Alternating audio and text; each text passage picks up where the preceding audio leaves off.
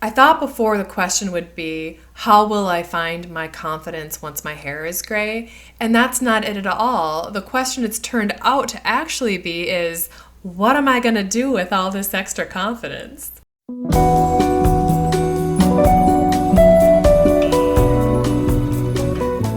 Hey everybody, it's Beth. Welcome to Infinite Garden.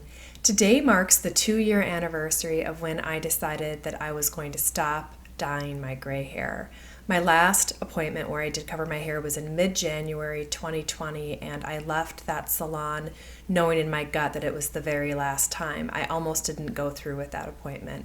And from the moment I left that salon on, I haven't covered my gray hair for 2 solid years. And today I just wanted to talk about what that journey has meant to me, what I've learned, and how it's changed me, definitely for the better. If that sounds interesting to you, please stay tuned. If you've watched my very first video, Becoming Platinum, that I put out a little over a year ago, I talk in detail about the circumstances leading up to this last appointment. But basically, I was a salon goer and I had a scheduling snafu that led me to be really, really late to my appointment in January. I had to delay it by a couple of weeks. And so I had extreme hair growth at that time when I went in, and I could see more of what my natural color was in that appointment than I normally would let myself see. It was in that appointment where I finally decided that I would go ahead and honor the appointment and have my hair covered because I didn't really have a good strategy, and that in my next scheduled appointment, which was in February 2020, I would just get a lot of bright blonde highlights and no gray coverage, which is exactly what I did. So this time 2 years ago, I made the decision in my heart. But even before that, and I think this is true for a lot of people, I had made the decision that I didn't want to cover my gray hair forever quite a long time beforehand. I'd had a conversation with my hairstylist, who I'm still seeing. Hey, Brandon. I'd had a conversation with Brandon at least a whole year before I went gray to say, how should I do this? You know, he was very familiar with what my hair looked like, and he was the one who told me at that time, he was like, yes, go gray, definitely do this, let's go, I'll do it today if you want to do it. And I wasn't ready yet, but he was the one who said, you know, this is how we're going to do it. Starting now and for the next year, I'm just going to keep lightening your hair. And we're going to get it to the point where it's basically platinum blonde, and then you can grow it out in a nice, smooth fashion. And that kind of got the wheels turning, where I thought, well, at a minimum, the platinum blonde will be a lot easier for me to maintain. As you can see, my gray is pretty thorough. So platinum made sense to me. You guys, my dog is taking this opportunity to lick her leg. Hi, baby. Hi, Chewy. Hi, sweetheart. Hello, my love. What I did during that year was I spent a lot of time on YouTube and on Instagram in the Silver Sisters community. I wanted to get my nerve up. It took a lot of courage to feel like I could maybe go forward with letting my gray hair go. I know a lot of folks out there have similar experiences and probably can relate to this. So it really helped me a ton to see other women who had grown out their hair and were just looking glorious, fabulous, and sophisticated and edgy and all of the things I wanted to be all at the same time. It was so helpful for me to see other women doing that, to see that example, and I knew that it was going to be the right move for me. I just didn't know when. And for some reason, in January 2020, that was when I hit my breaking point. For me, it had a lot to do with my ability to make monthly appointments. It was becoming increasingly difficult for me to be able to fit that into my busy schedule. In the end, something's got to give, and for me, it was the availability of my time. Okay, number one, literally, it's changed the way I look in the mirror. I don't know about you, but for the last 15 years before I started dyeing my hair, when I would approach a mirror to look at myself, I wasn't really looking at my face or my eyes or my skin. I was looking at the real estate right here, the couple of inches right where I part my hair, where I could see where the growth was coming in. It's where my eyes went all the time. I wanted to see how bad it was, how it was coming in, if it was time to start using the spray powder.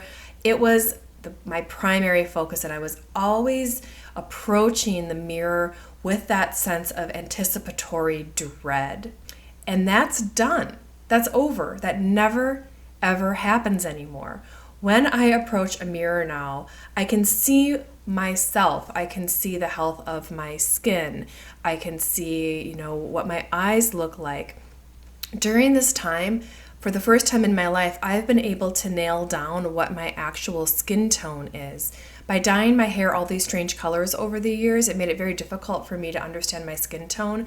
The color of my skin is sort of complex, it turns out in the end, which contributed to me having a hard time finding foundation matches and knowing what colors to use. The silver hair against my skin makes it so much easier to see than did the golden blonde, did the strawberry blonde, the bright copper red, all of those fake colors that I chose for fun, and I totally enjoyed doing it. But all of those colors threw off what my skin tone was and made it harder for me to see. I've talked about this before too, but I can see my eyes more clearly. My whole life, I've always said that my eyes are brown, and I think they do read as brown right away, but they're really a dark hazel. There's a ton of green and yellow in my eyes that, again, when I was dyeing my hair these other colors, it would kind of dull them, and I couldn't see the complexity and variety in my eyes. And now with this silver shiny light next to them, I can see them. It's brought them out more. And when I do choose my eyeliner and my eyeshadow colors, I'm now factoring in the different colors present in the iris of my eyes in a way that I never did before. All of these details are just for me to say that whereas before I would step toward the mirror with a little crummy feeling in the pit of my stomach, I don't have that anymore. Now when I look in the mirror, I'm either very happy with what I see or I'm ecstatic with what I see.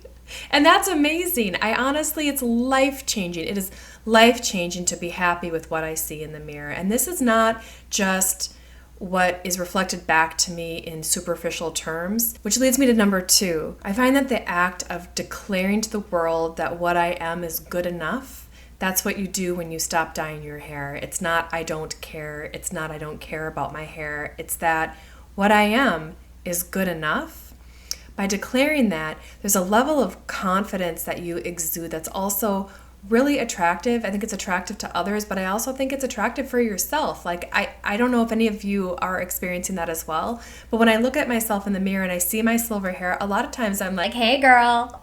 It's the weirdest thing. Again, I went from being like, oh my God, how's this looking, to actually saying like, okay, you look great. It's maybe not polite to say these things, but I do think that it's important to share that this is something that is coming through. I'm sure a lot of you experience that too. You guys are all looking fabulous.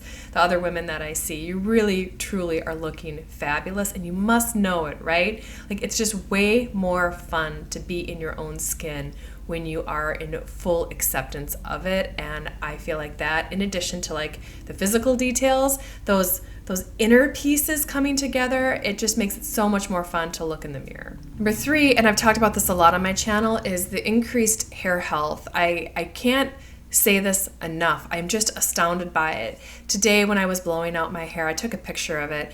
I'm finding new hairs coming up everywhere. I took a picture of one that is sort of creeping down my forehead in a way that it's staking out new territory. There's nothing else around it, and there's just this thick dark hair growing out of the middle of my forehead. Now, I swear to you, these things didn't happen before. My hairline was much more sparse, and I know that had to do with the act of dyeing my hair. For those of you who are new to your journey, you may not have experienced that yet. I'm getting a lot of comments from people who are 6 weeks in. Maybe you've just missed your first touch-up, or you're on your second or third month.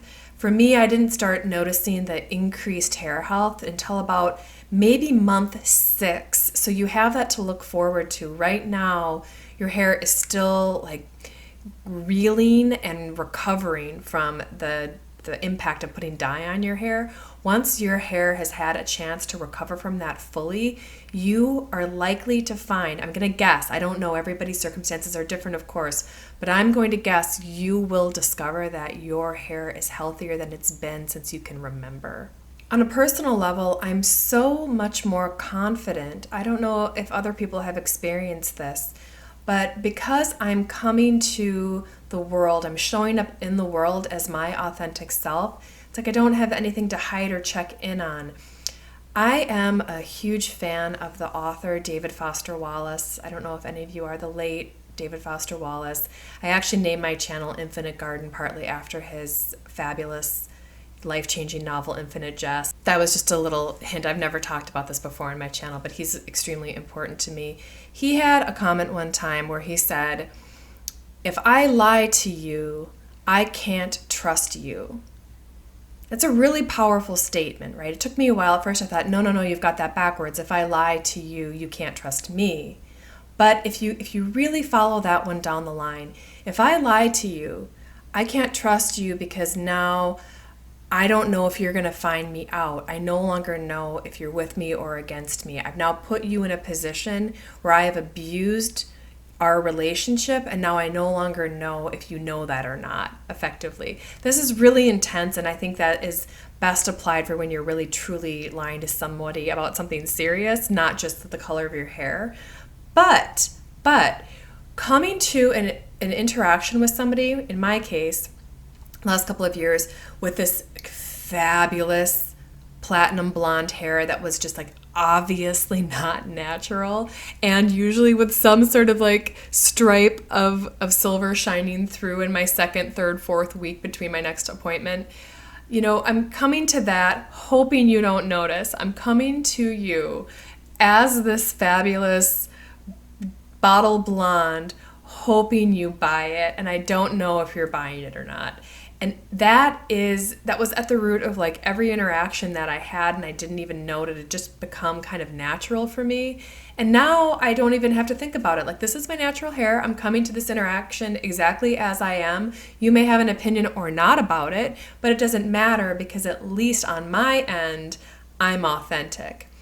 I had a meeting with somebody at a private social club that I don't belong to, and at some point I had to talk to one of the staff members there just to get oriented about, I was looking for something, I didn't know where I was.